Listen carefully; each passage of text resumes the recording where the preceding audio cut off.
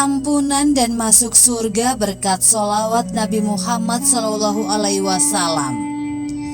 Sholawat mempunyai keutamaan yang besar bagi siapapun yang membacanya.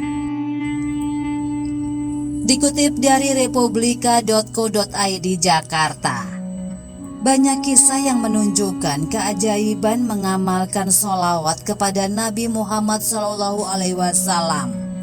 Di antaranya sebuah cerita menarik tentang seorang sufi dan seorang penjahat. Dalam kisah ini, sang sufi menuturkan pengalaman hidupnya tentang keajaiban sholawat. Seperti diceritakan dalam buku Hikayat Keajaiban Istighfar dan Sholawat Nabi, karya Fuad Abdurrahman, ada seorang penjahat yang menjalani kehidupannya dengan perbuatan maksiat. Kemudian ada seorang sufi yang berusaha menasihatinya dan menganjurkan untuk segera bertobat kepada Allah Subhanahu wa Ta'ala. Namun penjahat itu tidak menggubris nasihat sang sufi.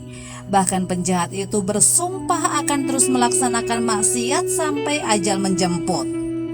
Sang sufi pun beranggapan akan bahwa penjahat itu akan bernasib buruk di akhir hayatnya. Setelah penjahat itu meninggal dunia, sang sufi juga beranggapan bahwa penjahat yang tidak mau mendengarkan nasihatnya itu akan menerima azab di akhirat. Namun, apa yang terjadi selanjutnya pada si penjahat ini? Suatu malam, sang sufi bermimpi.